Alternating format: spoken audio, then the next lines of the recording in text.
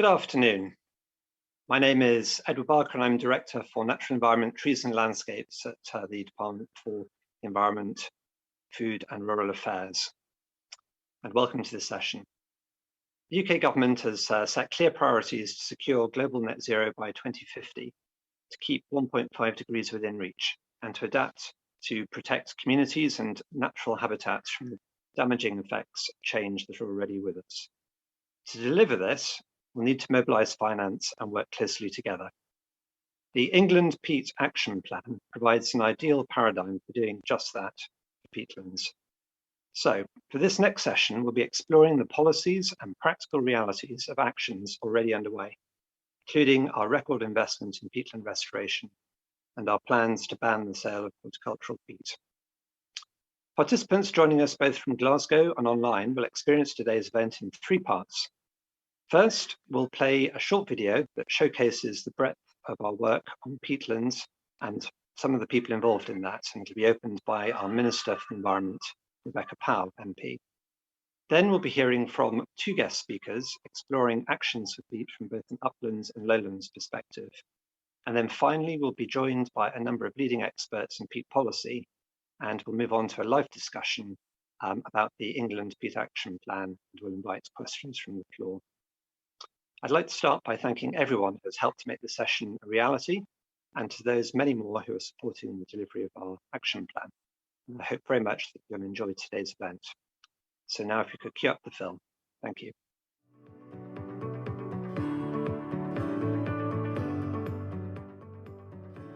Hello, and I'm absolutely delighted to open this next session focused on the actions we're taking in England to improve our peatland assets. As our largest terrestrial carbon store, peatlands will make a vital contribution to our global response to climate change. As Minister for the Environment, it's my ambition to improve the condition of all peatlands to deliver benefits for our climate, wildlife and people. In May this year, we published our England Peat Action Plan, setting out the government's long-term vision for how we will restore, manage and protect all peatlands from damaging threats and practices. The plan provides us with a blueprint for the actions we have and will be taking to ensure all peatlands are functioning healthily. It brings together various initiatives to coordinate the great efforts of our many stakeholders around a clear set of goals. We've set an ambitious target to restore approximately 280,000 hectares of peatland by 2050 in support of our pathway to net zero emissions. This represents a significant uplift in restoration rates, and by 2050 we will see our peatlands provide us with a total saving of around 29 megatons of greenhouse gas emissions. Delivering our agenda for peatlands will be a joint effort. We enjoy strong relationships with our stakeholders, and we want to enhance those further, to build on positive changes already underway and build consensus around new solutions. As part of this event, I'm pleased to present a short film which captures and highlights the valuable efforts of organisations delivering on the ground across England, and I'm grateful for their efforts and insights. We also want to work more closely with our international partners to drive forward progress overseas. To this end, I'm delighted to announce that Defra has recently joined the United Nations Environment Programme's Global Peatlands Initiative. As the newest partner to this initiative, we will look forward to building the knowledge base to restore peatlands globally. To meet our targets under the Paris Agreements and the UN Framework Conventions on Climate Change will require all countries to be ambitious. Working closely with our stakeholders, we can and will secure a better future for all peatlands. Before I hand over, I would like to close by thanking the RUCN for providing us with the space to promote our efforts, and I do hope that you enjoy the session.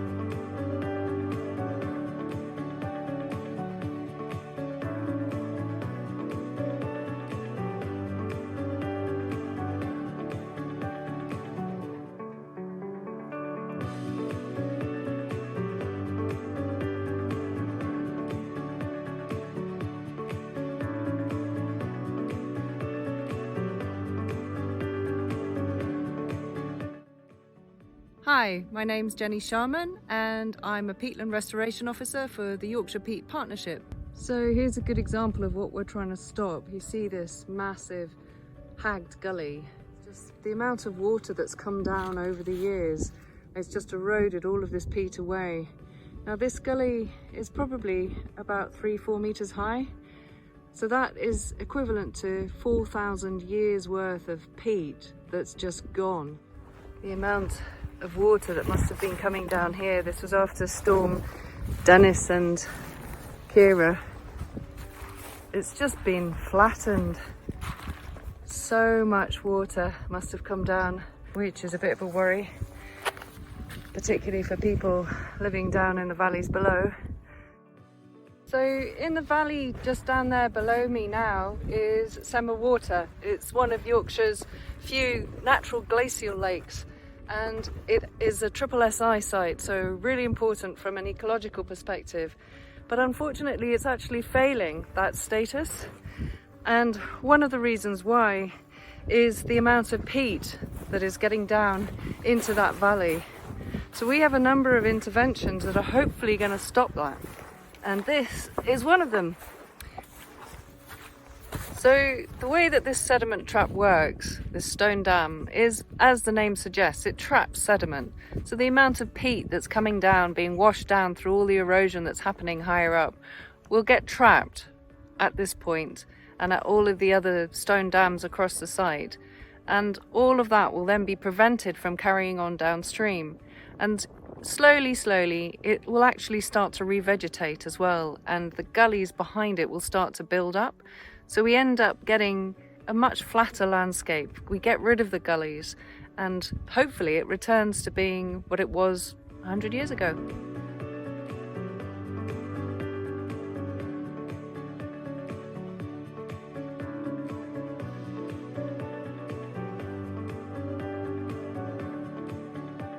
This is the Border Myers, a collection of 55 peatland sites in Northumberland and Cumbria on the Scottish border.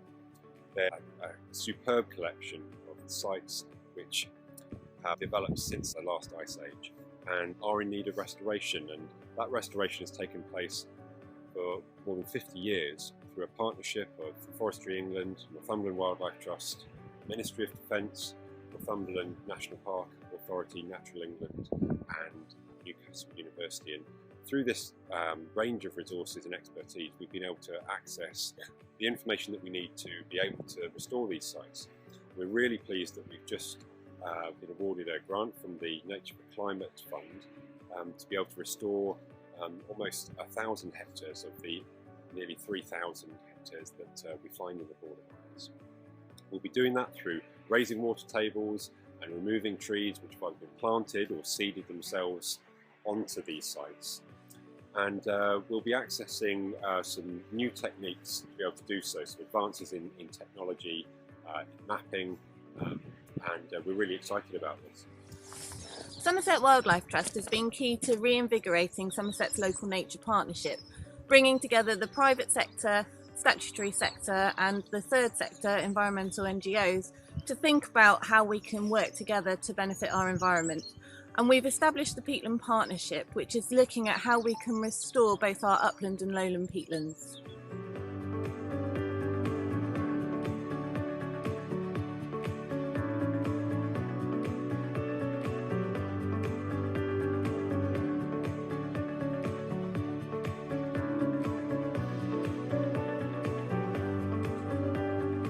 We're seeing events around the world now, whether they be fires or floods.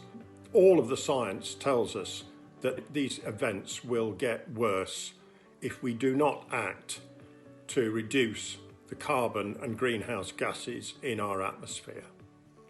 The need for action is absolutely critical. The task force brings together a number of stakeholders and forming a partnership to tackle this issue in a sustainable way. And I believe there are sustainable solutions out there that will still allow a profitable future for landowners whilst reducing those emissions. Conventional farming on peat soils is an integrated system embracing everything from crop selection to food on supermarket shelves, agricultural college curricula to product marketing, flood risk management to carbon emissions and climate change. So the task force is taking an equally integrated approach to the whole issue because, to paraphrase the US journalist Chris Hedges, hope not based on reality is just fantasy, whereas the task force is very much grounded in reality and what is practically achievable.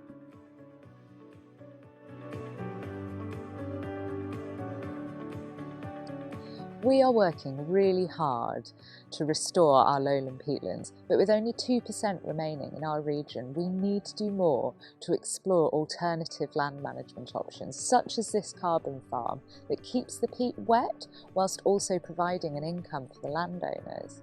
Working on projects such as these, we hope that we will be able to start reconnecting these fragmented landscapes and tackling our dual climate and biodiversity crises. The NFU are aware that the opportunity cost, both socially and economically, of peatland restoration may be substantial. That's not to say that change isn't already happening. There are examples of upland farmers participating in restoration schemes and lowland farmers are transitioning to a more sustainable method of production. It's important to remember that what we know now and the current technologies available may change in future years. In order to manage this change, we need more reliable and more robust data on our peatlands. When it comes to re-wetting or raising the water table, we need to better understand the trade-offs in terms of greenhouse gas emissions, changes to biodiversity and water quality, the availability of water, as well as any impact to flood risk that might change our decisions.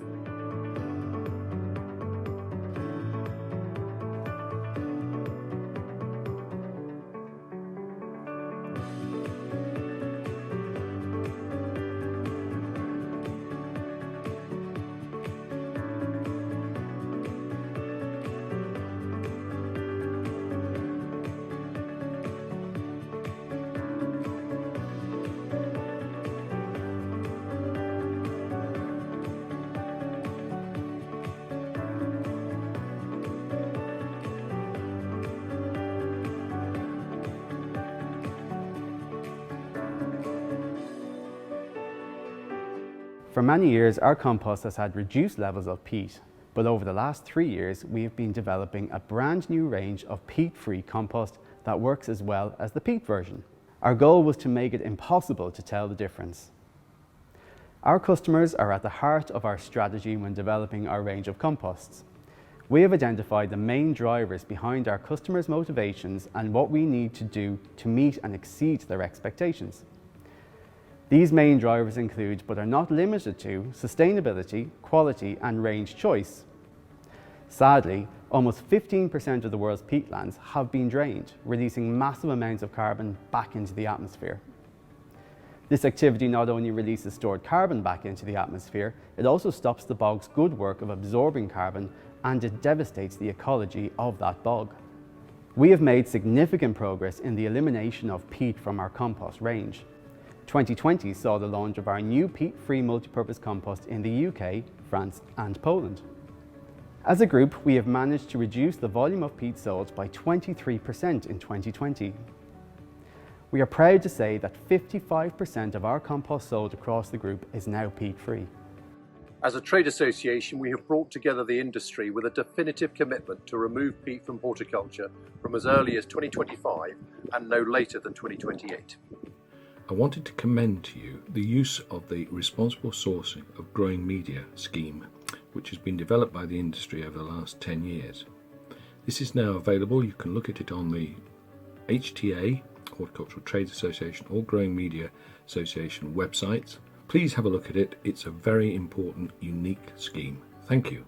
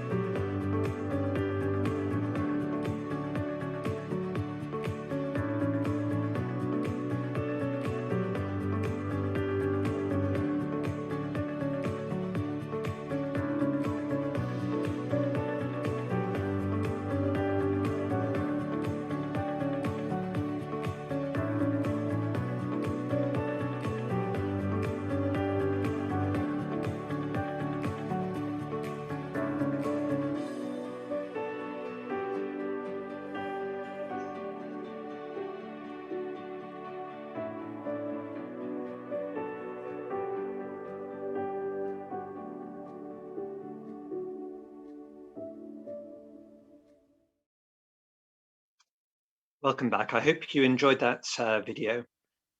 So it's now my pleasure to bring in two stakeholders who have been helping to drive forward this ambition.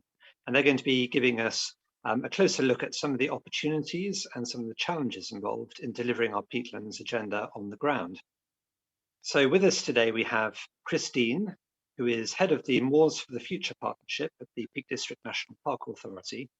And he will be speaking about actions underway for peat in the uplands. And then Andrea Kelly, who is Environment Policy Advisor at the Broads Authority National Park, and she will be presenting on some exciting work underway for peat in the lowlands. And without further ado, I'll first hand over to Chris to start us off in the uplands. Chris. Thank you, Edward. Good morning, everybody. I'm Christopher Dean, head of the Moors for the Future Partnership, a partnership which has been going for nearly 2 decades, and I've actually been doing this job for nearly 2 decades as well.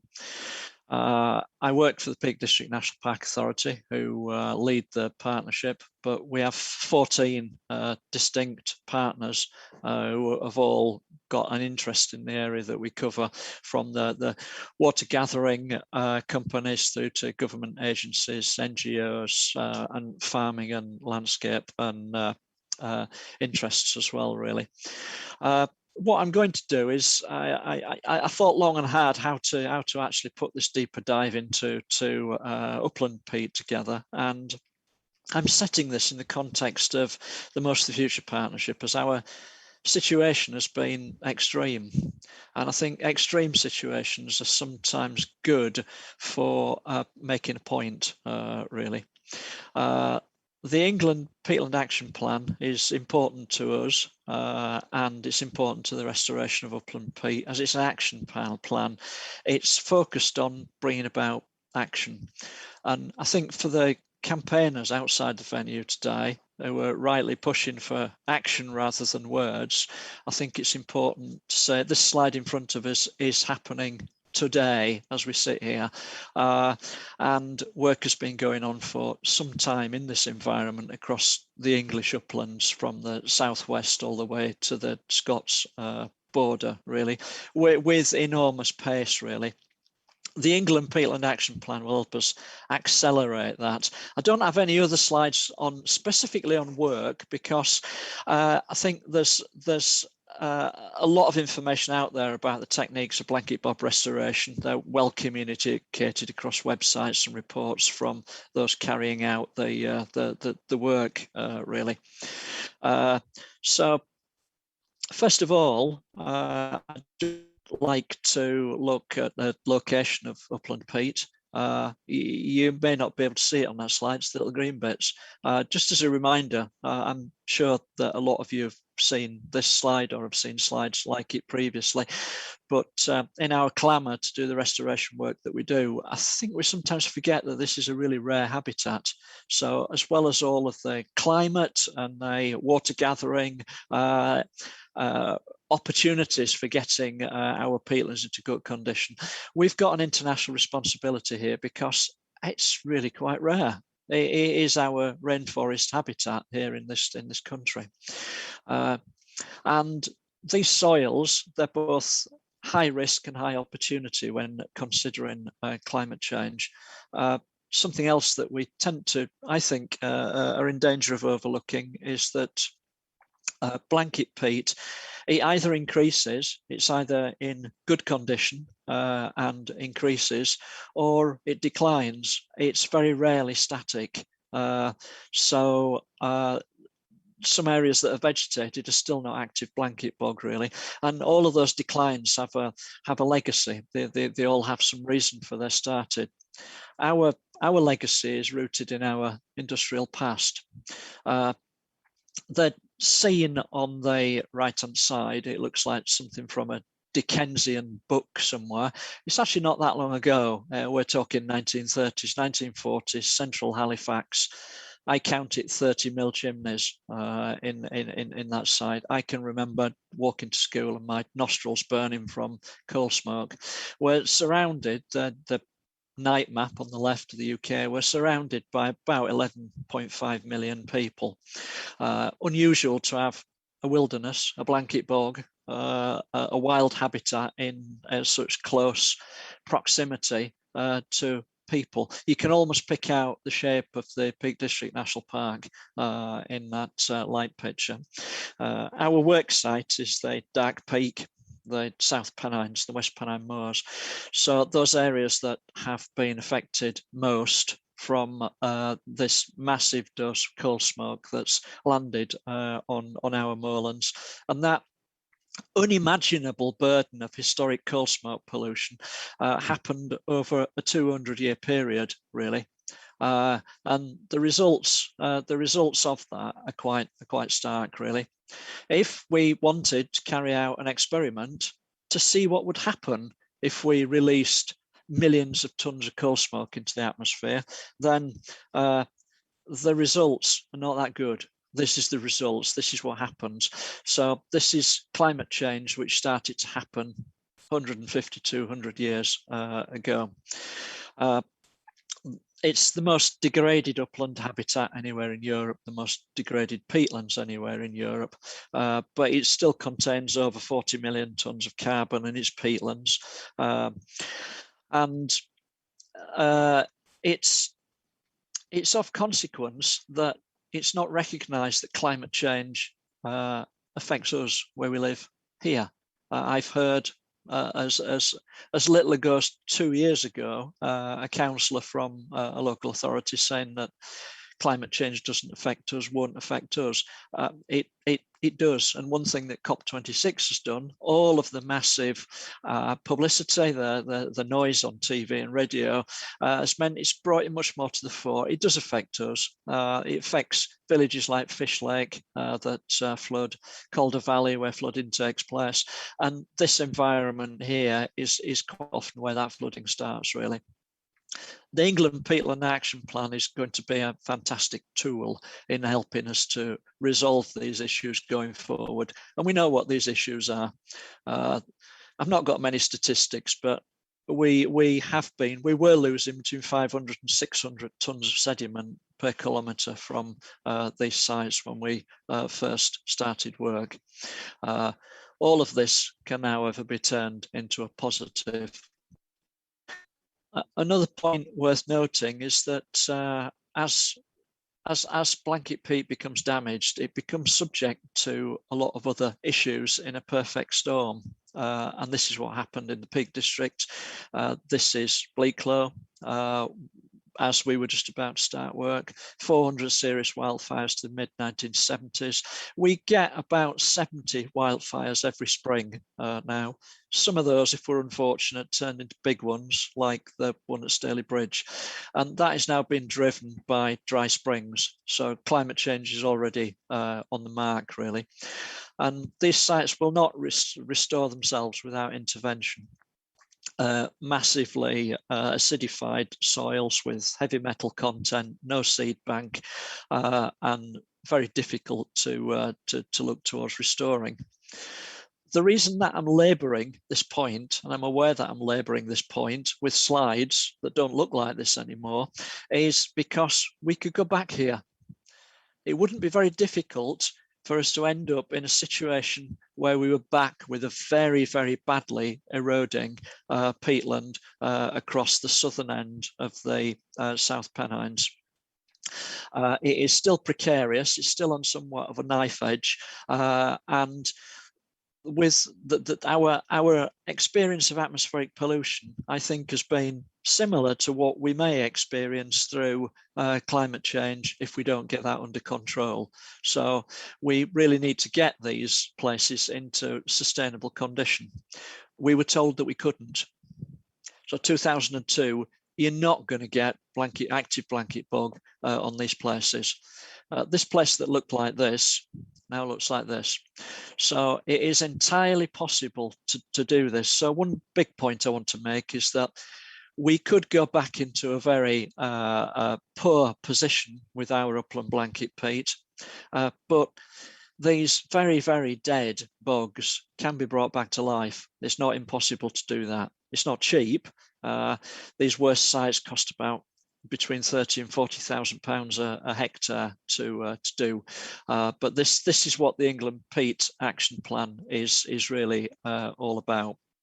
And a lot of you listening to this have had a hand in this. The wider partnership that have got involved in this include many government departments, NGOs, individuals, farmers, landowners. It's been a massive effort.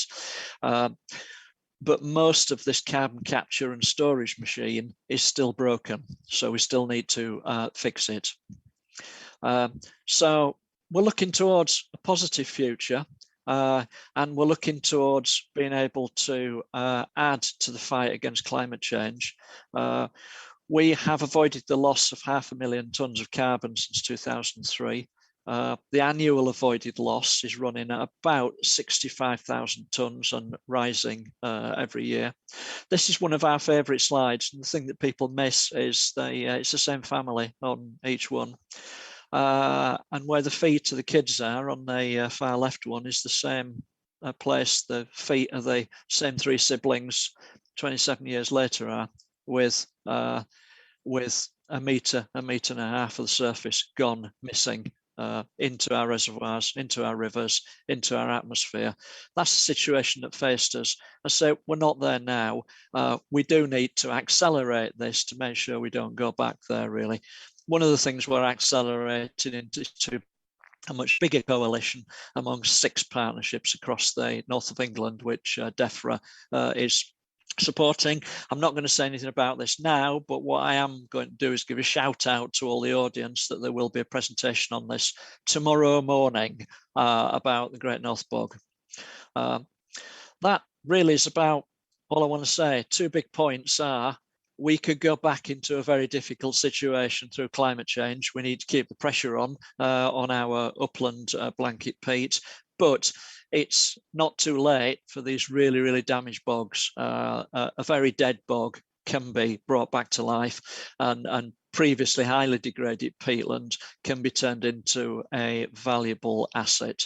Masses of information on our website if you care to visit it.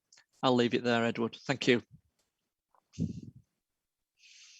Thank you very much, Chris, for that upland perspective, and also for the shout out for the Great North Bog event tomorrow, which I hope many of you will be able to join.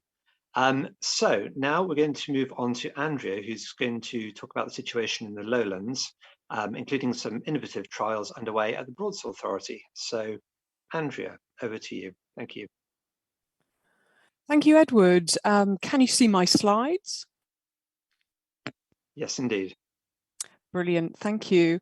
So I'm going to transport you all to the Lowlands and talk a little bit about some of the challenges, the opportunities, and some of the work that we've been doing in partnership with the task force to see if we can get to the bottom of some of these really, really challenging issues that come at us from all places in the Lowlands. So really good to follow on from Chris's explanation. I'm going to take a deep dive into the Broads with some of the examples that we've been trying out in the Broads. So first of all, I think, you'll all appreciate how wonderful peatlands are, and the lowland peatlands in particular, as you walk in to a habitat such as the Great Fens or the Broads or the Somerset Levels in the UK, and many other places across Europe and the world that have these lowland peatlands. They're incredibly accessible, they're incredibly rich, and they have so much potential to achieve the nature-based solutions with sea level rise, creating issues, water clarity, water cleaning, water holding. There's so many bags of services that all come together within the lowland landscapes.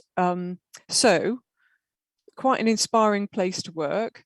And indeed, we know that most of the greenhouse gas emissions in the UK, and probably no exception throughout the world, come from the lowlands. They are the most degraded parts where intensive farming has drained them.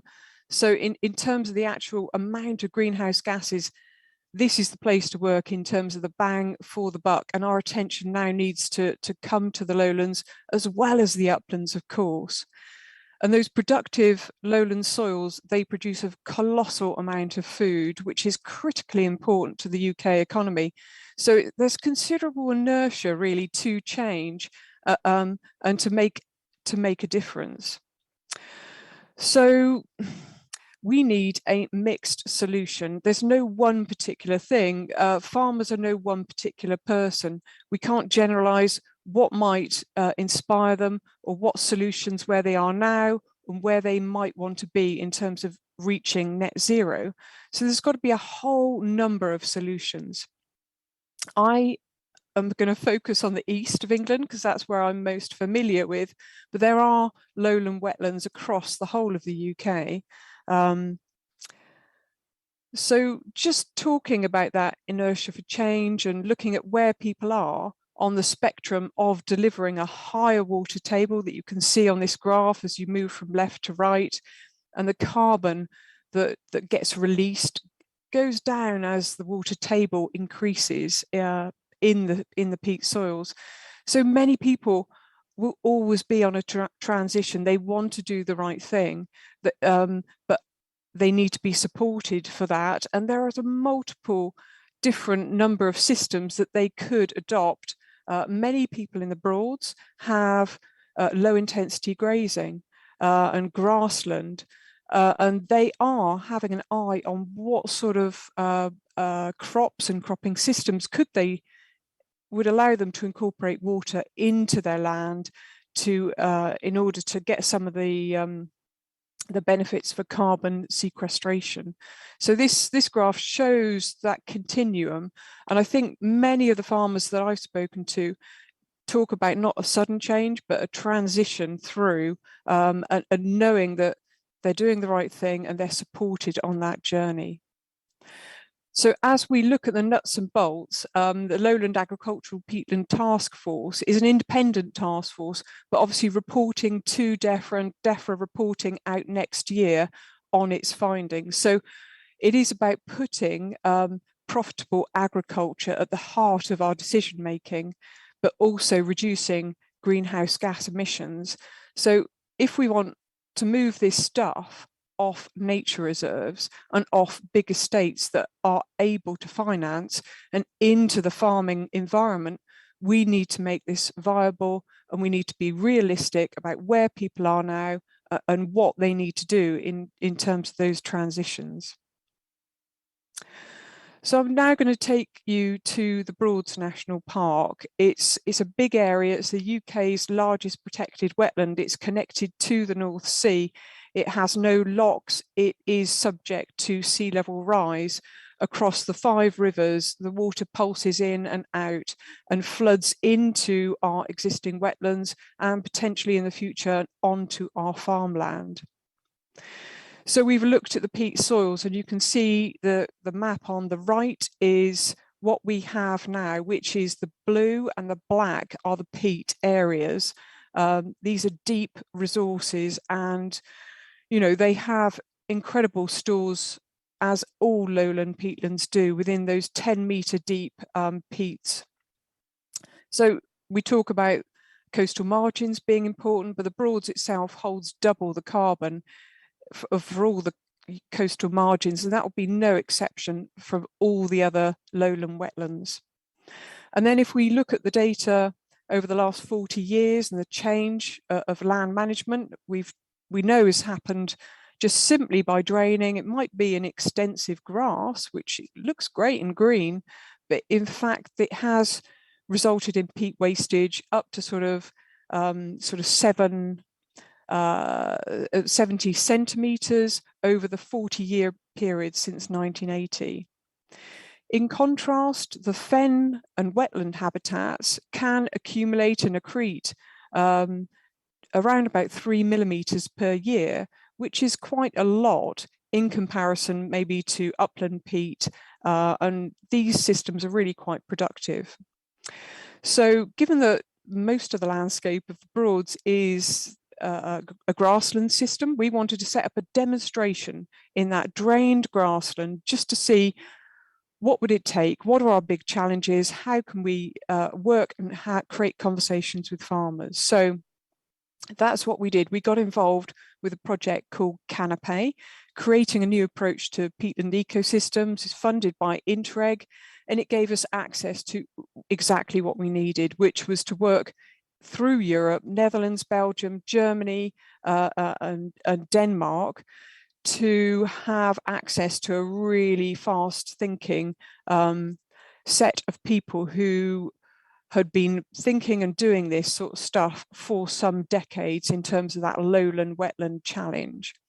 So we got over some inspirational individuals, we got over our land managers, and we got them together, and to be quite honest, without financial incentives, without machinery, without all the other barriers, we set their hearts on fire. And that is the very first thing for the change, is to inspire people. And we looked at the different products that could be for the future. Food trays out of squashed fibre that's grown out of reed or typha, insulation materials that can go into cavity walls and form natural antifungal fill that is so different to rock wool that, you know, is fairly unhealthy for our homes. So we talked about all these different, you know, really clean, green, architectural dream materials that could be of the future. And we inspired people to take that step forward. So this is our demonstration farm. A small area quite close to the coast. You can see the sea in the background. It's a 3-hectare grazing marsh. Now, we have a number of challenges here. We have water supply and management. So the east of England, demand could outstrip supply by 200% in the future, very soon in the future. So we're looking at that reality in terms of water supply. The water management is always tricky in these lowland areas. They've got a history of drainage and we have different water levels. So flowing water back through the floodplain, you could say the floodplain is deserving of the river water, but we have so many consents and processes to go through to ask for that water back into the floodplain. We can't do this without our partners, and in this case, our delivery partners are particularly the IDB, Environment Agency, Natural England.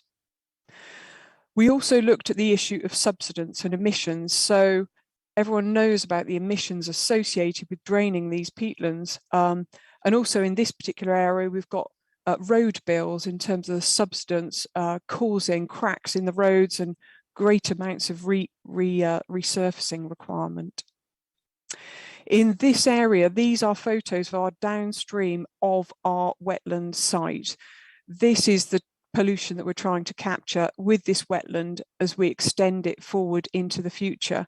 We are draining acid sulfate soils that release low pH water. It can be as acid as lemon juice, and that also takes ochre, iron ochre, and creates low dissolved oxygen. And this is coming into an SAC, a special area of conservation, an internationally protected wetland. So we'll be monitoring how our wetland captures some of this pollution. So very simply, we take water on a gravity feed through 5 different compartments. You can see as it flows through the journey, and you can see all our partners' logos here for this particular project. So I'm playing with viability here, and I'm not doing very well. I ordered plug plants of reed and typha, and this is all that's available for me now. So we do need to innovate around propagation and ensure that this can be scaled appropriately. But that is coming, and that's what we're testing here. So this is something called seeds, which is crop expansion encapsulation systems. And it's been developed by New Energy Farms. Basically, they take little rhizomes of reed, in this case, chop and pack it in a wax plug to allow ease of planting and a boost in yields. So ask me more about that if you're interested. But it's not just about the propagation system here. It's really, for us, this is a small demonstration. We need to scale this. It's about engaging with farmers who are interested, watching. They're waiting for farm viability to be answered. They're waiting for water supply to be provided by the Environment Agency for these changes. So in order to do that, we are working on public and private finance, blending through working with Palladium. So we have a partnership with Palladium across the national parks, so also relevant to the uplands, and that partnership and the platform for funding is called Revere, and it will blend green finance and blue finance and carbon finance all the way across a large investable landscape across the whole of the UK, which is, as I understand it, what these funders want. So we've got a financing facility in the middle of this diagram here, where the financing, pre-financing, that sort of blending, developing corporate liability funds, incubating that money, providing the business case, matchmaking the projects with the off-takers, and of course reporting to government. So all of that machine takes place within the financing facility. And then of course on the right we've got our investors and donors providing the funding for that. That might be private investors, it might be public money. And then of course the off-takers who are demanding a credit be associated with that and a certain standard for their investment to be unlocked. So in terms of looking at, well, you know, how's this doing in terms of carbon? I guess that's what we're here for, really, apart from all the other services. So something that we've partnered in Canopy with another Interreg project, which is called Sea Connect, is a tool that allows farmers to just take a look, really, the before and after, and it uses a vegetation type and water level within those vegetations to give a quick estimate based on some really good data actually from Germany. And hopefully we'll be able to produce such simple things for Lowlands in the UK very soon, particularly with the work of CH, Chris Evans and all the partners associated. So you can see the before, you can see the after, and I guess that the thing to note here is that you've got the zero line in the middle. The blue part is what the product takes up if it's displacing another conventional product, and that might be thatch on roofs, displacing roof material, or displacing that cavity wall insulation. So the use of the product itself needs to be accounted for within carbon emissions. So we're pragmatic in the Broads, just as other people are, and it's essential for us to work with the reality of what we have. We have a reed and sedge industry. We import over 90% of our reed and sedge for thatching of our roofs in the UK. Crazy, when we could grow it here. The demand is high. 25% has been added on recently to those import costs as a result of all the global change. So there is certainly demand. We're working with the thatchers, the reed and sedge industry, and also Historic England, because this is getting critical over the supply of reed and sedge. And this is quite a simple thing to do. We already do this in the UK. It's not new. And there's some of the thatchers using some of the material from the Broads. We also have a rush industry in a couple of places in the UK, and this imports rush for its most wonderful carpets here, shown in the River Waveney in the Broads. These wonderful carpets, as soon as they're produced, they go straight out of the door. So there's a huge demand for these products. So that really is it for me. So hopefully the Lowlands and the Uplands can join through this carbon system of finance, through getting through the investment in order to get some of these things a reality. Thank you ever so much. Thank you very much, Andrea. That was really interesting, and I know Sydney at Defra, we're really looking forward to seeing the results of that work. So I'm now delighted to be able to bring in some of our other stakeholders, all of whom are playing roles in delivering the England Peat Action Plan, and indeed many of them are involved in policies for peatlands across the world. So joining Chris and Andrea, we should now have with us, and I think we have, yes, Chris Evans, a leading peatland researcher from the UK Centre for Environment and Hydrology, Naomi Oakley, an upland tenant farmer and principal advisor in Natural England. We have Dr. Renee Kirkfleet-Hermans, who is coordinator of the Peatland Code and also with us today to talk about carbon markets, and Diana Kapansky, who is coordinator of the Global Peatlands Initiative. And in a couple of moments, I'll hand over to each of the panelists to say a little bit more about how they're personally involved. But before I do that, I should just let everyone listening know that we are going to have some time at the end of the session for a live Q&A, so you can submit questions at any time, and indeed I know we already have a few. But if you've got some, please put them into the chat function, and there'll also be the option of voting up questions you're interested in to try and make sure we answer the issues that are of most interest to people watching today. So do put your questions into the chat. So turning to our the stakeholders we haven't yet heard from, could you just tell us a few words about you and how you're personally involved in Peatlands? And we'll go in the order I introduced you. So let's start with Chris Evans. Chris. Yeah, thank you. So yeah, I'm a research scientist. I guess I'm here representing the hundreds, I guess, of scientists who are working on trying to provide the understanding and the evidence base that will allow UK's peatlands and global peatlands to be managed a bit better than they are at the moment. So personally, I'm responsible for work on measuring greenhouse gas emissions from different peatlands around the UK as part of the work that my organisation does, and trying to come up with mitigation strategies. So things like raising water levels, working with farmers to try to find ways to sort of reconcile food production against reducing emissions, and just trying to feed that into both the UK's inventory and the sort of policies that we're talking about today. Great, thank you, Chris. And then next, let's go to Naomi. Hello, I'm Naomi Oakley. My role within Natural England is to take the England Peat Action Plan and turn it into activities that people could undertake. So turning those targets into action on the ground to benefit peatlands.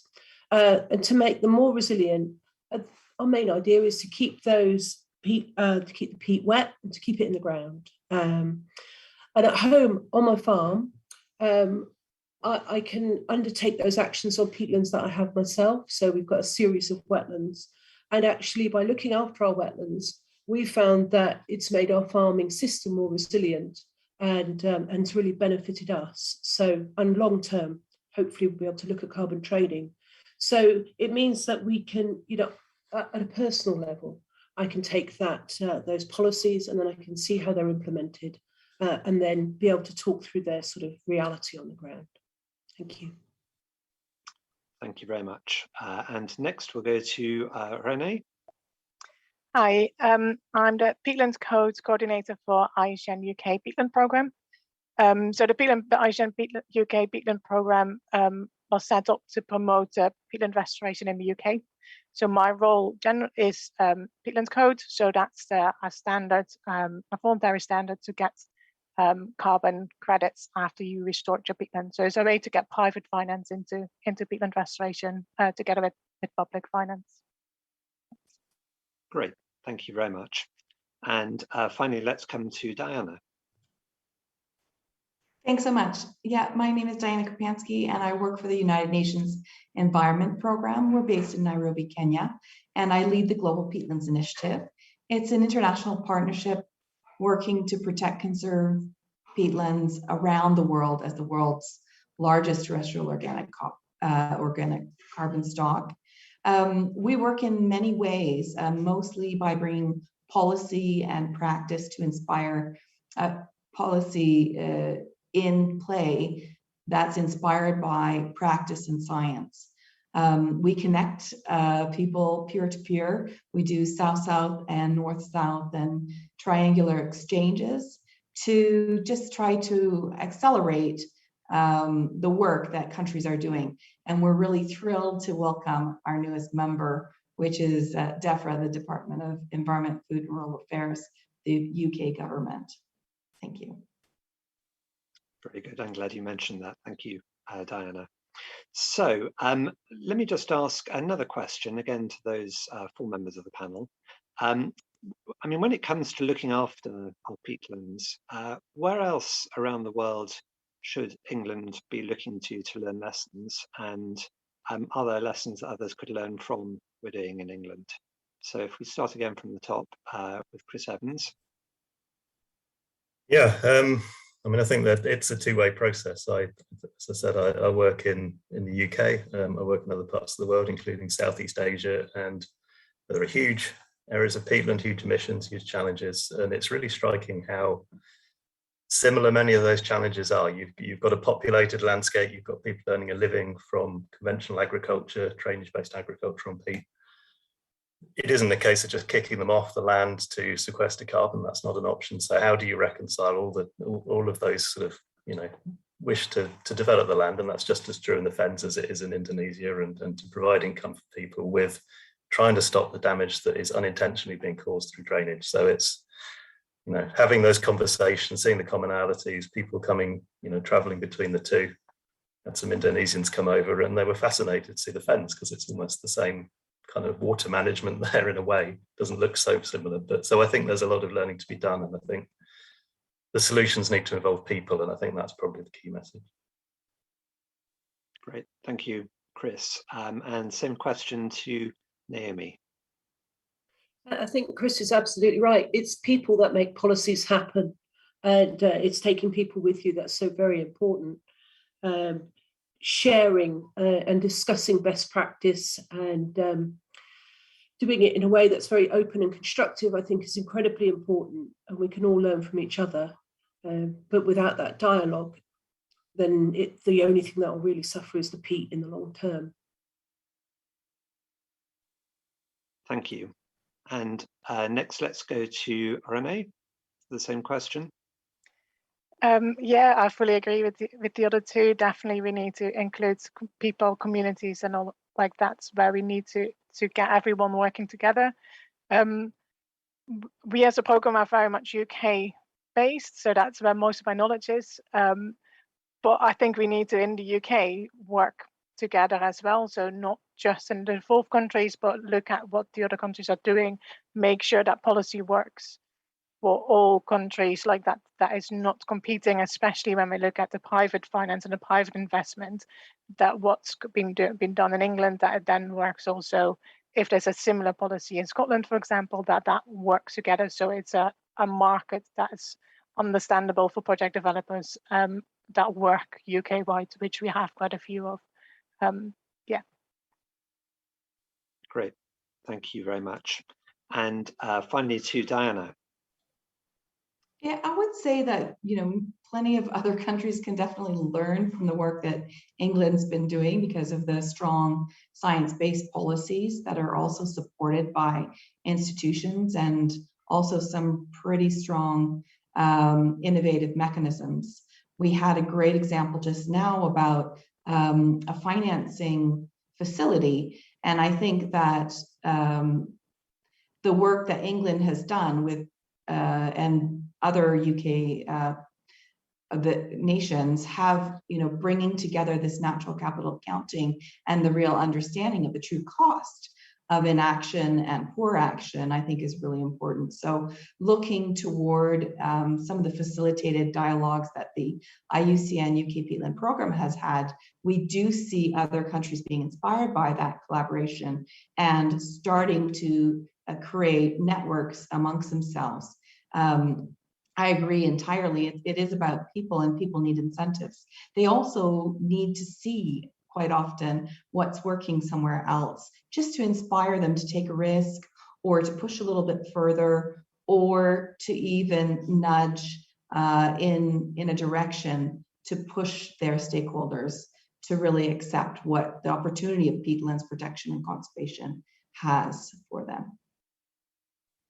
Great. Thank you. And then one final quick fire round for those 4 members of the panel before we open this up to pick up some of the other Q&A that's been coming in. What would be the one single action you would personally like to see all countries taking to help protect peatlands in the face of climate change, and why? And so back to the top, let's go to Chris. Yeah, I think I get this one easy because there's an obvious answer, which is to get them wetter. A wetter peatland will lose less carbon and it will be a lot more resilient to climate change. Very good. That's easy.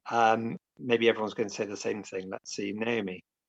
Well, wetter is always better, but my thing is that I think you should have an alignment of policies and all of the other levers that you have for getting peatland restoration and then subsequent responsible management, so that you don't have tax incentives for things that aren't the right thing to do for the peatland. And so you have those alignments of all of your policies, all of your taxes, your regulation, and a decent market for carbon as well. Thank you, Naomi.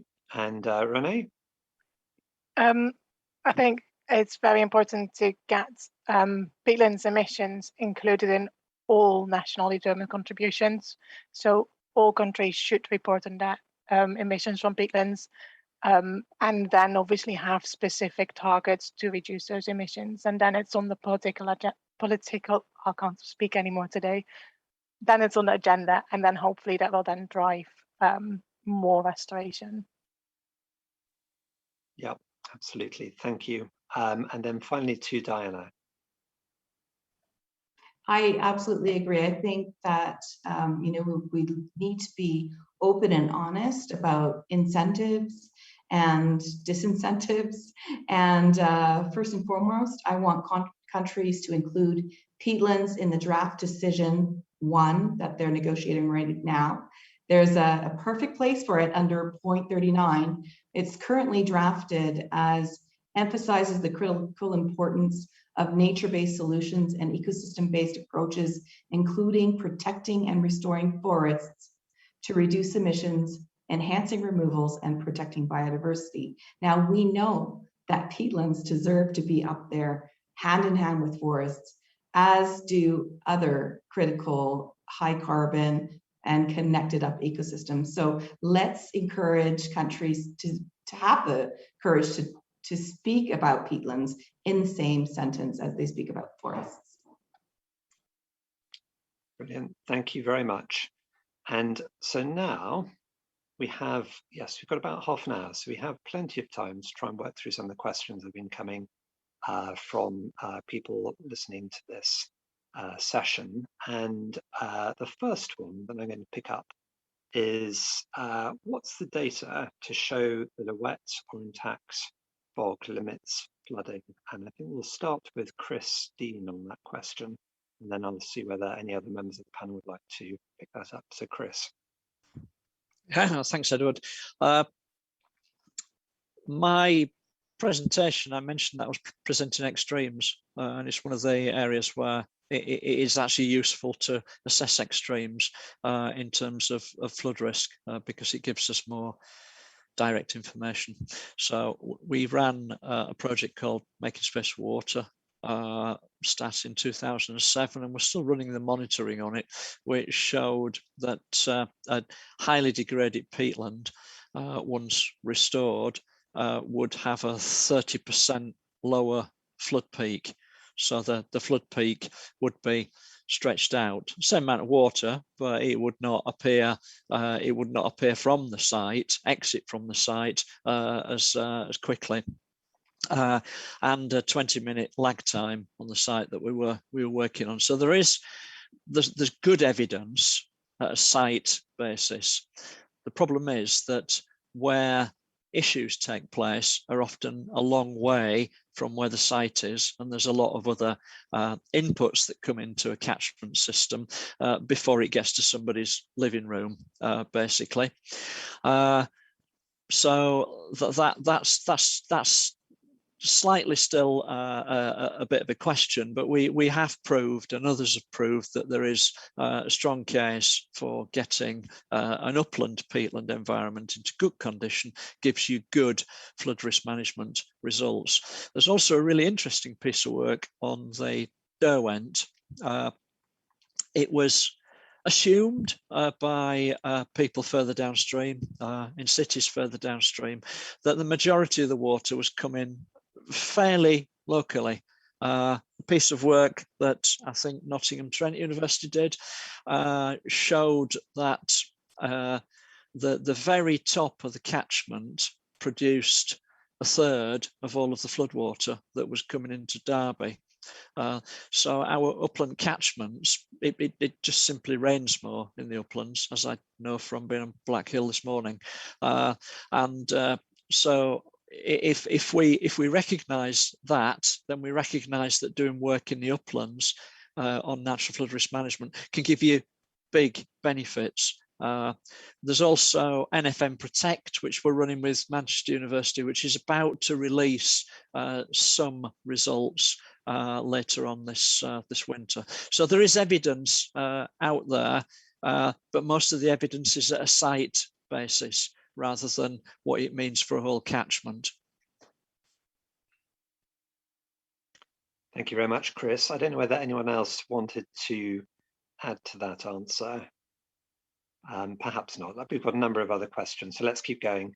So the second question, which actually I will again start with you, Chris, but I'm also going to come to René on this, is asking about the funding for upland restoration. Is it all public money, or is there private finance available for that kind of work? So I'll start with you, Chris. Yeah, thanks, Edward. Our funding has largely come from a public source, but we have 3 water companies, and importantly, three water companies, Yorkshire Water, United Utilities and Sediment Trap, placed a great deal of faith in being the first people to put the first piece of jigsaw down with the More Life project and the More Life 2020 project. So whilst we have been largely funded out of the public purse in various ways, if you consider that the lottery is also the public purse, some do, some don't. Most of it's come from a public source, but the private funding we've got from water companies has been absolutely essential in unlocking other funds as well. We haven't yet gone down the road of working with the Peatland Code or with other private finance, simply because we haven't needed to. So we've got a limited amount of time, and I think it's true of a lot of people in conservation that are trying to win resources where feast and famine, we need to break out of that, and perhaps private finance will offer us a way of doing that. But we've followed the path of least resistance in finding funding. The path of least resistance has been grants so far, but that isn't where we want to go in future, really. I'll leave it there. Thank you very much, Chris. And René, did you want to come in? Yeah, sure.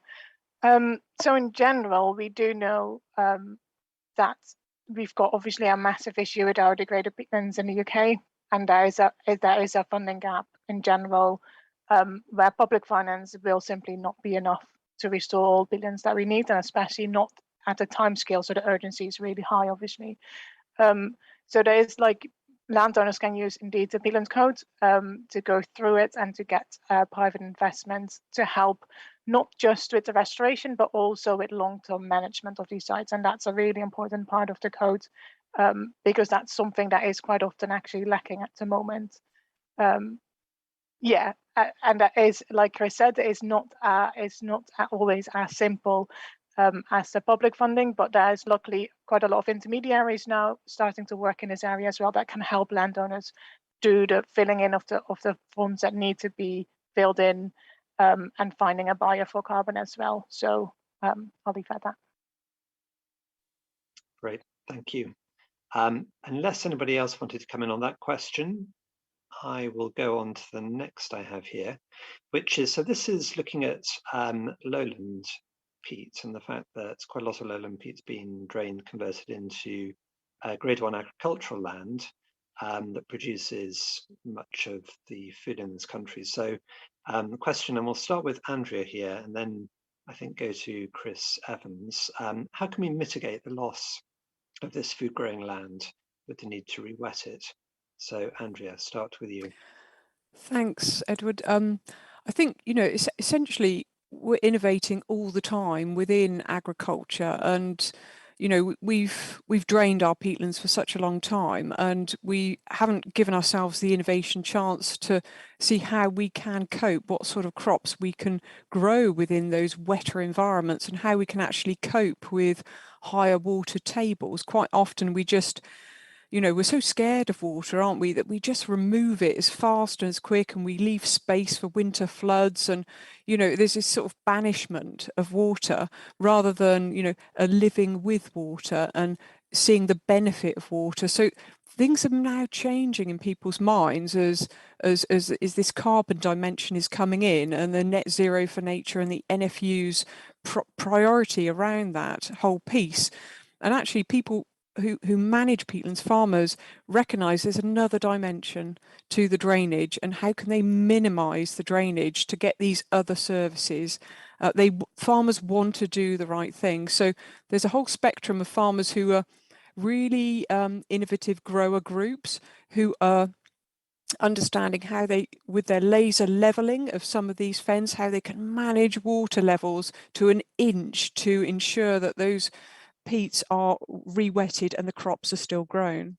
And then we've got the whole other end of the spectrum of people actually wanting to grow different types of crops. Now, they may not be the conventional food, but I would argue that not all space across the UK produces conventional food. There are other products that are equally as valuable to the economy, and that farmers could wrap around their business. So there's no one thing. We have choice, and I think our choices are beginning to change and sharpen as we deal with these emergencies. And of course, peatland isn't everywhere, and we need to focus the very best solutions on the peatland because of the gains are so tremendous. Thank you. Then to Chris Evans, and then after Chris, we'll also come to Naomi on this question. Chris. Yeah, I think it's not an either or, and I think what Andrea just said about water is really critical. We're in a situation at the moment where there's not many months quite often between money being spent on pumping water out of the landscape into the North Sea, often uphill because the land's below sea level, to the point where there's not enough water left in the landscape in the middle of summer. If we can manage that better, it is possible to, we believe, keep water levels higher within agricultural landscapes and still farm them productively. It's not easy, there's development to be done, but just as a ballpark, we reckoned if you halved the drainage depth in an agricultural peatland, you'd reduce the emissions of carbon dioxide by about 2/3. So it's a big win. It's not the whole win, but it's a lot better than where we are now. The other thing I was going to say on this is just that there's been so much carbon lost from these areas, where just as a ballpark, it's 3 or 4 meters. That's probably added about 1/4 of a part per million to atmospheric CO2 just from the lowlands and just from the UK. Atmospheric concentrations, I just checked, they're about 414 today. So that's English lowland peat's contribution to climate change. That's not good. But on the other hand, if we could turn that around, there's a huge carbon store sitting there waiting to be filled. And that's something I'm really interested in. Could we actually start putting carbon back into these landscapes, carbon farm them, and actually, because farmers, most of the land is privately owned, then farmers aren't, they would like to do these things, but they're not going to bankrupt themselves. And why would they? So they need finance. They probably need carbon finance. There's a lot of carbon finance out there. So I think this is a solvable problem, and I don't think it's necessarily to the detriment of food production. Thanks, Chris. And Naomi? I think it's really important that we think about food systems in a more integrated way. We throw away 1/3 of the food that we buy in this country. So wouldn't it be better, to think about the whole of the system all the way through and reducing food waste? And that will help us hugely on our journey towards net zero. And I think it will also make us healthier as a society. So I think there are wins all round. Thank you very much. Good. Okay, so let's come on to our next question. And so this is actually back to finance again. And it's about the sort of struggle to get finance to support long-term monitoring following peatland restoration. So are there any suggestions, members of the panel, on how to improve that situation? And I think this is possibly a question again for maybe Naomi or Christine, but I don't know who'd like, yeah, okay, let's start with you, Chris. Yeah, it's our science program managers over the last 20 years have had to do this dance. They've had to put monitoring from one project into another grant bid and a project, pretending it's brand new and shiny so they can get the money, and then when the next bid comes along, we shove it into that one, pretending again it's brand new. And we have to do this dance all the way through to be able to get monitoring data to cover the whole period that we've been working. So we've managed to do it. It is possible to do it in a project environment, but it's getting more difficult because the criteria of all bids are getting tighter. So it's not that easy. I actually think that monitoring, if you're doing it as a citizen science subject, or you're doing it with volunteers, is quite an attractive thing to sell to a private funder. Because they're working with people, they're working with the community. There's all sorts of good corporate social responsibility things coming out of it. So what I'm about to do is to try and get our two big monitoring programs, our vegetation monitoring program and our dip well program, packaged up and made a little more attractive for private finance, because I think there is some appetite within corporate social responsibility out there to put money into the environment, and not always for it to be for a carbon credit. You know, there are other good things to come out of it as well. So I think that's one route that could be lucrative, but it's timescales. You know, we need long timescales to make data effective. At the moment, we do monitoring work within a project timescale. The worst possible timescale you can do monitoring in, because it's really busy. There's people flying about over the site. There's people poking about with spades and all sorts of things. You need to do it 2 years before, 5 years after.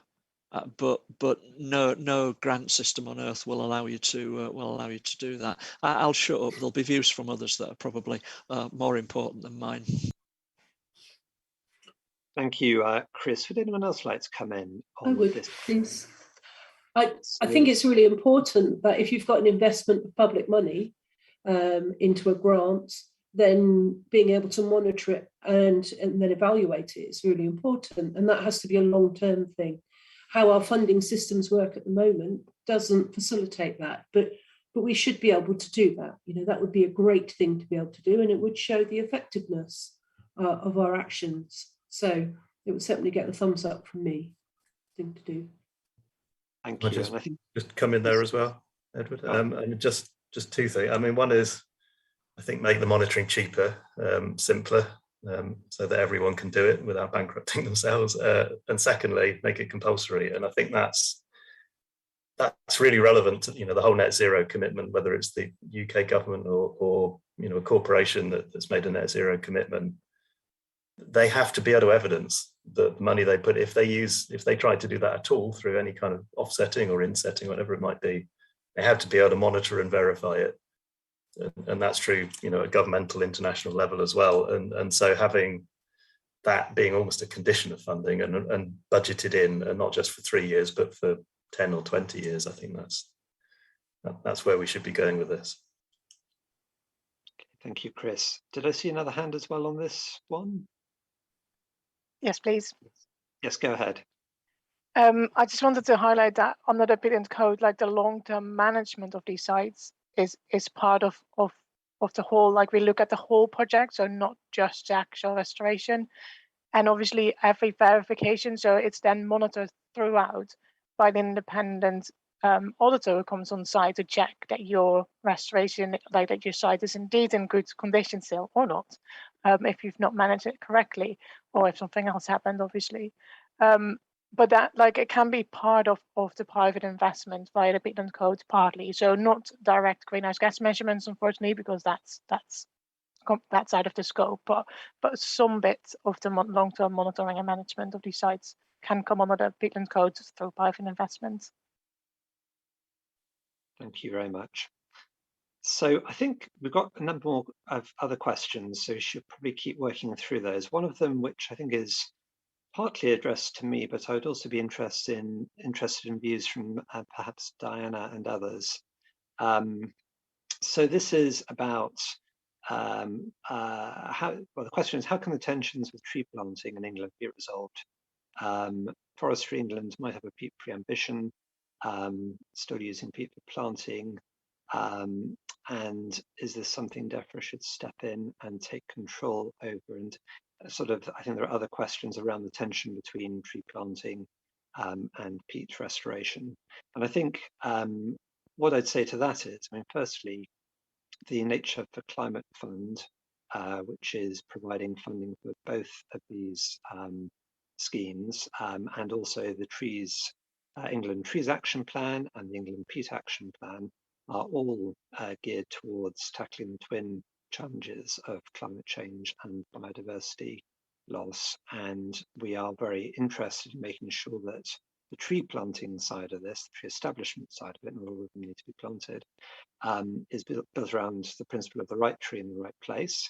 And that includes avoiding planting on soils with peat exceeding 30 centimetres in depth, or where the peatland hydrology can be compromised. We're looking at improving the guidance on this, and also working with Natural England and the Forestry Commission, improving the guidance, and also obviously the mapping of where our peat is will help with making sure that we are indeed planting trees in the right places. So I think that would be my answer to that question, but I am interested in the views of the panelists, and perhaps if I could start with Diana, because this is quite a fundamental tension. Maybe you'd like to come in first. Sure, thanks.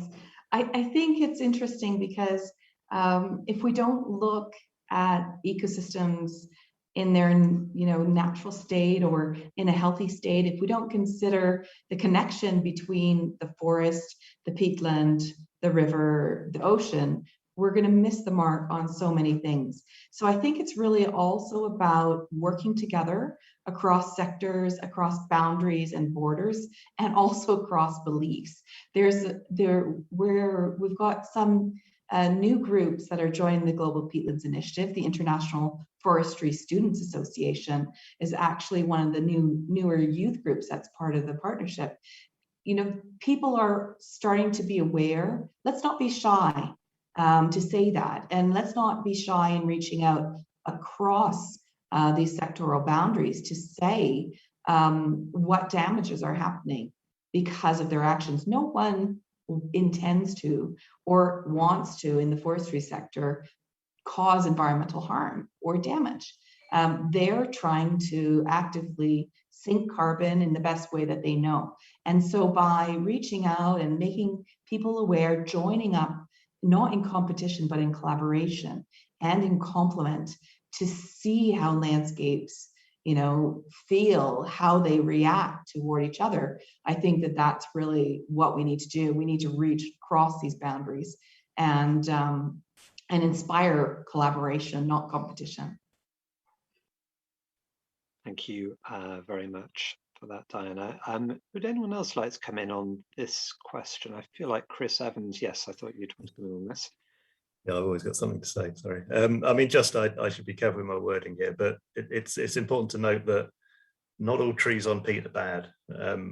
We tend to think very much in terms of drainage-based Sitka spruce on peat in the UK, but if you go to the tropics, the natural peat-forming vegetation is peat swamp forest with orangutans in some places. It's beautiful. So the two are not inconsistent, and we do have some kind of analogue to that in the UK, which is wet car woodland in places like where Andrea works, so she might want to comment on that. But it is possible to put trees on peat under wet conditions, but it's got to be the right trees and it's got to be wet.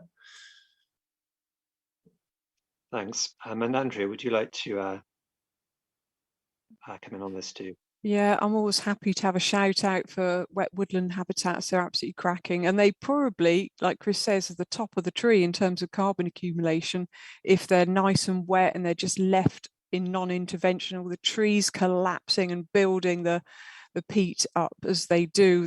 I mean, sometimes in the Broads, we find these massive, great big logs absolutely captured there's been no degradation at all, and they're just captured within the peat.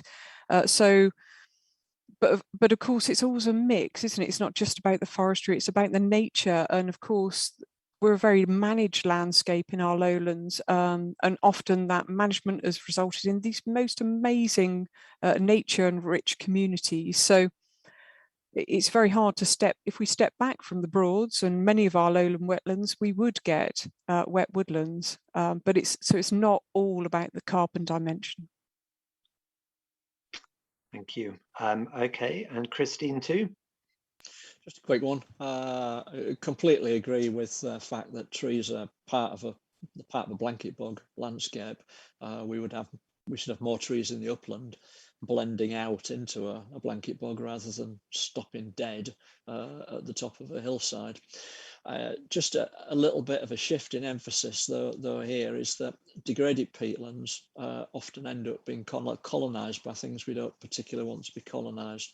So Saddleworth Moor, as you drive on a road called the Isle of Skye Road between Holmfirth and Greenside, there's a constant skyline of little trees sticking up that shifts all the time as you drive across the whole moor, and they're all Sitka spruce, apart from the bright green dots that are all over the moor, which is rhododendron. So the unintended consequence of removing the sheep to get the restoration work underway there has meant that it's been colonised by Sitka spruce and rhododendron, which we've now got to do another activity to try and manage that. So it's just another example of when you get into a very degraded system that there's these sorts of things that happen, and that's one which we've recognised we need to do something about in the not too distant future. Great, thank you, Chris. Now I'm conscious we're almost at 1:30. We have got a number of questions we could have gone through. Any questions we don't get to, we'll go on to the board and we'll be available to everyone to see, including the answers we put up there. So don't worry if you've asked a question that we haven't made it to, all is not lost. But just to wrap up, I'm going to go to each member of the panel, and I'd be interested in your thoughts on, very briefly, what's the most common misconception about peatlands, and do you have any recommendations on books, podcasts, other tools that help people to learn about peat and all things to do with it? So if I start again from the top, Christine, and run through the same order as before, quickly, any common misconceptions, anything to recommend? Chris? Goodness, no thinking time there then.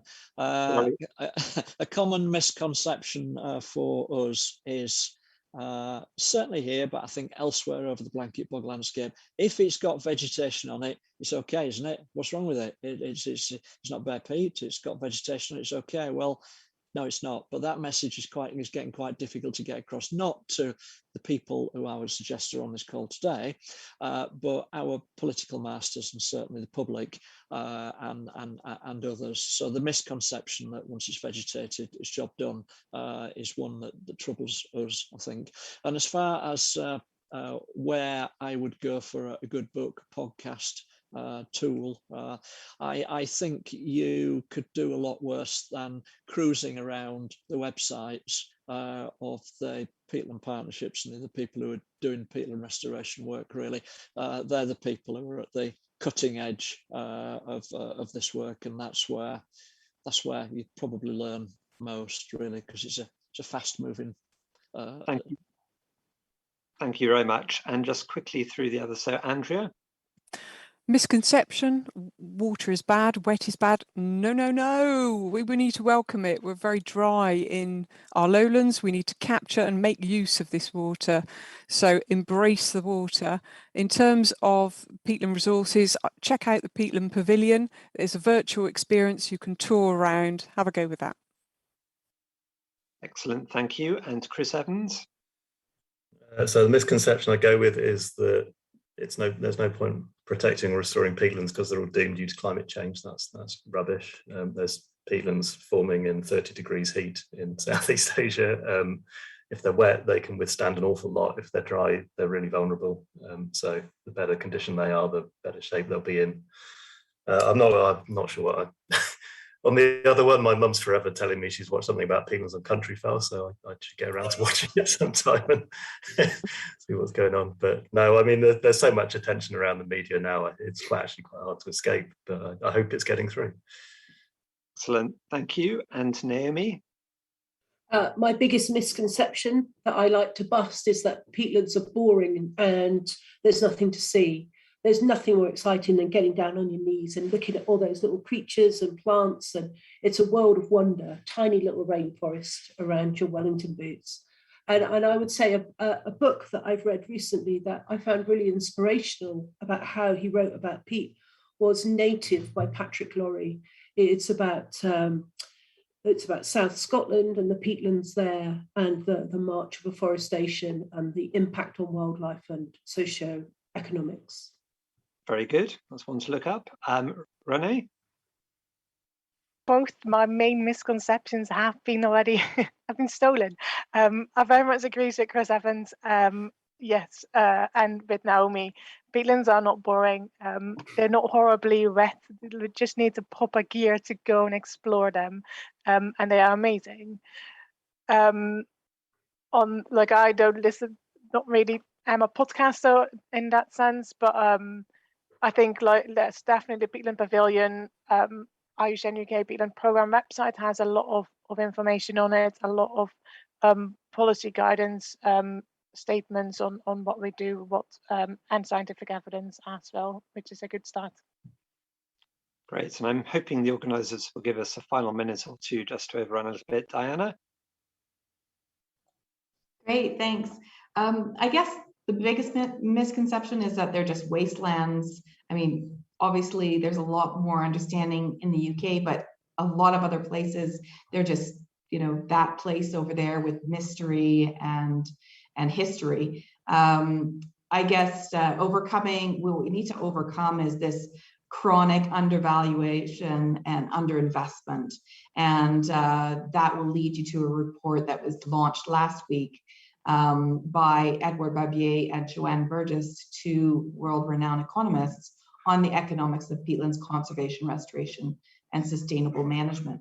I think we need to really dive into uncomfortable places for people that are biologists or ecologists and look at the economics and speak to the economics. Not only do we know that peatlands restoration deserves investment, but it needs much more. And we know that there can be a building industry around it. So let's work with our foresters to shift away and innovate from using peat to grow their seedlings. And let's use that joint commitment to nature and climate action to push the boundaries. Thanks so much. Very good, and I hope everyone has heard some grounds for hope from all that. Hope you've enjoyed that session. Thank you so much to all of our panelists, and thank you to everyone who's joined us.